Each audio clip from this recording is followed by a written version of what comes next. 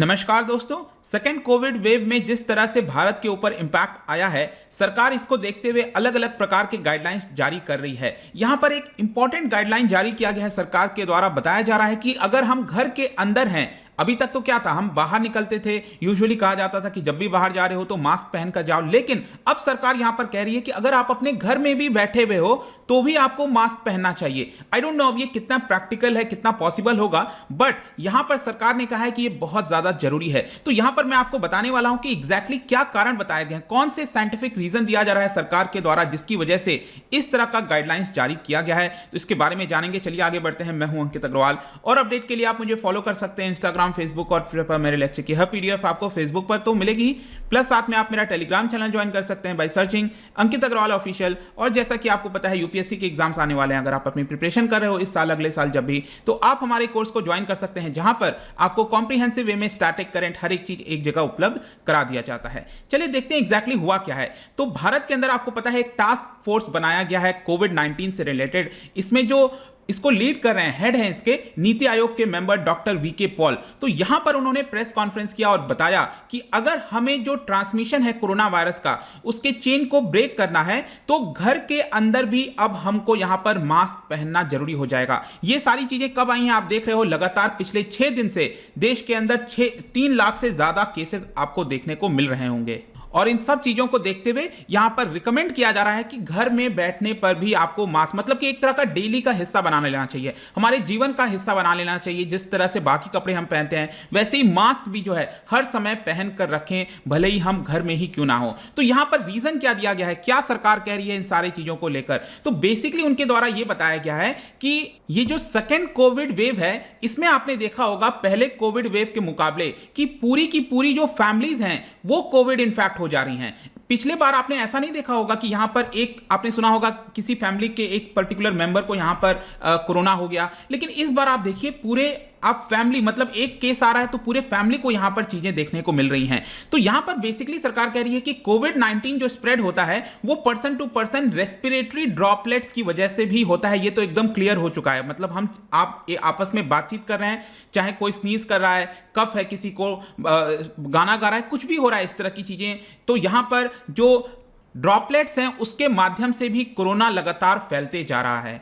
लेकिन इसमें भी अगर आप देखो तो एक बहुत इंपॉर्टेंट चीज ये निकल कर आई है कि एक बड़ी संख्या ऐसी है जो कि एसिम्प्टोमेटिक है, मतलब कि सिम्टम्स नहीं दिखाती है। आपको लगेगा ही नहीं कि आपको कोरोना है, लेकिन एक्चुअल में आप कोरोना वायरस जो है वो कैरी कर रहे हो। इसकी वजह से क्या होता है कि अगर आप घर में भी हो, बाई चांस आप घर में हो और आपको कोरोना हो रखा है लेकिन एसिम्प्टोमेटिक है, किसी को पता भी नहीं चल रहा है कि आपको कोरोना है, तो आप क्या करोगे, बाकी के जो मेंबर्स हैं उसको फास्टर स्पीड से कोरोना जो है वो ट्रांसमिट कर देंगे। When asymptomatic people are talking, यहां पर जो इन्फेक्शन है वो और ज्यादा तेजी से फैलता रहता है। और इसकी वजह से यहां पर बताया जा रहा है कि अगर आप घर में भी हैं तो भी आपको मास्क पहनना चाहिए। लेकिन एक इंपॉर्टेंट क्वेश्चन है कि सेकेंड वेव में ही ऐसा क्यों बोला जा रहा है? इसका एक तो सबसे बड़ा इंपॉर्टेंट चीज आपको समझना है कि जिस प्रकार से फैमिलीज पूरी की पूरी कोरोना से ग्रसित हो रही हैं, वो एक बहुत बड़ा कारण बताया जा रहा है, जिसकी वजह से आपने देखा होगा देश के अंदर जो हेल्थ इंफ्रास्ट्रक्चर है वो पूरी तरह से ओवरवेल्म्ड हो गया है। मतलब कि यहां पर उतनी कैपेसिटी हमारे देश के इंफ्रास्ट्रक्चर में नहीं बची है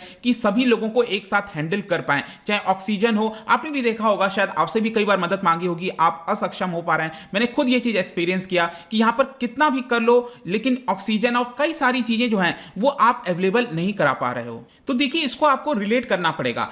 एक तो क्या है कि बड़ी संख्या ऐसी है जो कि सिम्टम्स दिखा रही है, मतलब कोरोना हो गया है, यहां पर टेस्टिंग में भी पॉजिटिव आ गया है और उसको सीवियर प्रॉब्लम है। इसकी वजह से हॉस्पिटलाइजेशन जरूरी है कुछ लोगों के लिए, मतलब कि जिनको सीवियर प्रॉब्लम है, ब्रीथलेसनेस में प्रॉब्लम हो रही है, कई सारी चीजें यहां पर देखने को मिल रहा है, तो उनको यहां पर जरूरी हो जाएगा। लेकिन जब हम मास्क की बात कर रहे हैं घर के अंदर पहनने के लिए, इसका सिंपल अर्थ यह हुआ कि एक तो जो आप जिससे बात करो, सपोज मैं कहता हूं मुझे कोरोना है, तो यहां पर मेन मकसद ये नहीं है कि जो है किसी पर्सन को कोरोना नहीं है तो उसको पहनने की जरूरत नहीं है। यहां पर जिसको कोरोना हो भी रहा है उसके लिए और ज्यादा जरूरी हो जाता है पहनना, ताकि घर के मेंबर, अगर आप किसी कोई 60 साल से ऊपर की उम्र का है घर के अंदर, तो यहां पर उसको फैलना जाए, क्योंकि वो ज्यादा खतरे में है यहां पर इस समय। अगर हम सेकेंड कोविड वेव की बात करें तो ये जो रिकमेंडेशन बेसिकली दिया जा रहा है, यहां पर घर के अंदर जो ट्रांसमिशन है उस चेन को भी अब ब्रेक करना है। यहां पर पब्लिक में तो हमें ब्रेक करना ही है ट्रांसमिशन को, वो तो हम पहले से समझते आ रहे हैं,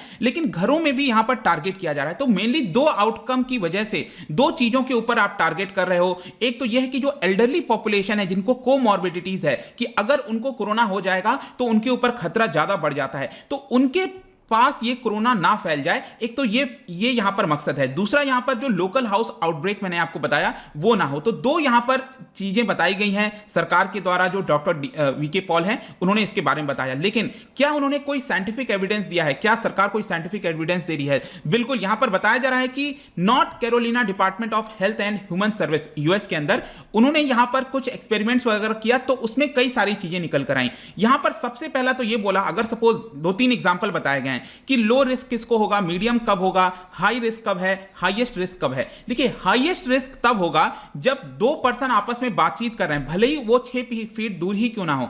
अगर वो बातचीत कर रहे हैं यहां पर और दोनों ने मास्क नहीं लगाया, तो 90% चांस है कि अगर एक को भी कोरोना है तो वो दूसरे को फैल जाएगा। 90% चांस है।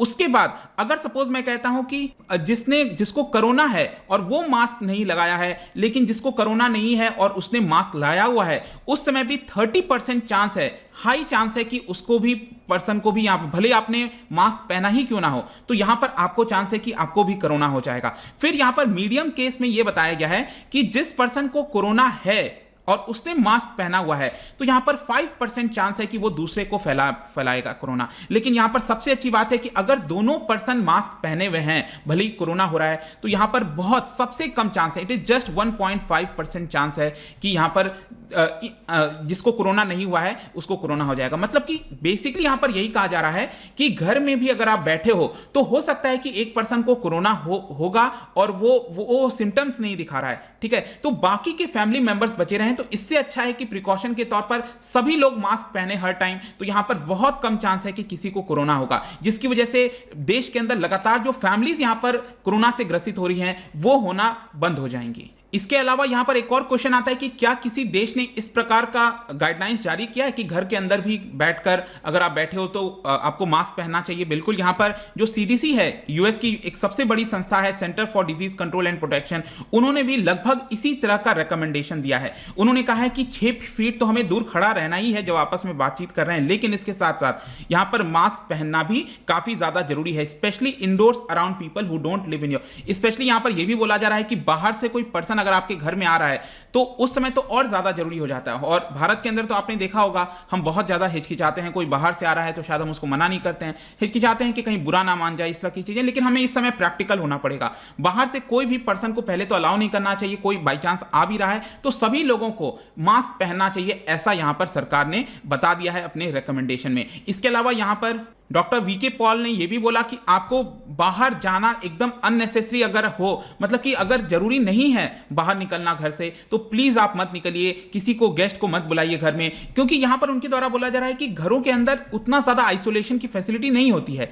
मतलब आइसोलेशन मतलब आप एक रूम में कह तो देते हो कि हम बंद हैं, यहां पर कोई दिक्कत नहीं है, लेकिन कोरोना वायरस का संक्रमण आराम से जो है वो फैल सकता है। कई सारी चीजें, खाना देना है, कई सारी चीजें हैं जिसकी वजह से जब हम आइसोलेशन की बात करते हैं तो उतना प्रॉपर तरीके से घर में नहीं हो पाता है। और इसकी वजह से सरकार चाहती है कि अगर इसी प्रकार से अगर कोरोना बढ़ता रहेगा घरों के अंदर, तो आप सोच के देखो यहां पर क्या होगा कि हॉस्पिटल्स में और ज्यादा प्रेशर आएगा। ऑलरेडी यहां पर आप देखिए, आप जस्ट इमेजिन कर रहे हो कि हर रोज 3-3 लाख से ज्यादा केसेस आ रहे हैं। अब 3-3 लाख से ज्यादा केस आएंगे तो कैसे जो हॉस्पिटल्स हैं वो यहां पर उसको हैंडल कर पाएंगे? It is very tough. और इसी की वजह से बताया जा रहा है कि हॉस्पिटल में सिर्फ जो नीडी पीपल हैं उनको ही यहां पर जो है प्रोवाइड करना चाहिए। और इसके अलावा जो डॉक्टर रणदीप गुलेरिया हैं, एम्स के डायरेक्टर, उन्होंने भी बोला कि किसी पर्सन को अगर कोरोना हो भी जा रहा है और उसको ऑक्सीजन की आवश्यकता नहीं है उतनी ज्यादा, उसका ऑक्सीजन लेवल ठीक है, फिर भी लोग हॉस्पिटल्स में पहुंच जा रहे हैं, तो ये पैनिक का सिचुएशन जो है वो हमें मतलब अच्छा करने के बजाय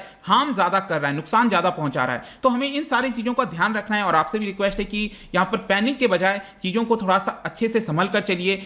किसी को कोरोना है इसका मतलब ये नहीं है कि तुरंत उसको हॉस्पिटल में ही भर्ती करना पड़ेगा, घर से भी सारी चीजें हो सकती हैं, लेकिन घर में भी यहां पर जरूरी है कि हम मास्क वगैरह पहने। अब कितना प्रैक्टिकल और पॉसिबल है आई डोंट नो, बिकॉज घर में मुझे नहीं समझ में आता कि शायद कितने लोग फॉलो कर पाएंगे नहीं कर पाएंगे, बट लेट्स सी कि लेकिन ये जो रिकमेंडेशन था, साइंटिफिक एविडेंस क्या है, ये सब मैंने आपको यहां पर बता दिया। जाने से पहले मैं आपके लिए क्वेश्चन लेकर आया हूं regarding national institute of health and family welfare. 2 statement है इससे रिलेटेड, बताइए कौन सा स्टेटमेंट करेक्ट होगा। इसका जो राइट आंसर है आपको पता ही है मेरे इंस्टाग्राम पर तो मिलेगा ही। अगर आप वहाँ पर नहीं हो कोई बात नहीं, टेलीग्राम से भी आप इसका सही उत्तर ले सकते हैं। मैं कई सारे MCQs यहाँ पर डालता रहता हूँ स्टोरीज के फॉर्म में, आप जाकर प्ले कर सकते हो। अगर आप मुझसे इकोनॉमी पढ़ना चाहते हैं, कोई भी कोर्स परचेज करना चाहते हैं, स्टडी IQ ऐप पर जा सकते हैं। आई होप की वीडियो आपको पसंद आया होगा। मिलता हूँ आपसे next time. Till then thank you very much, see you soon.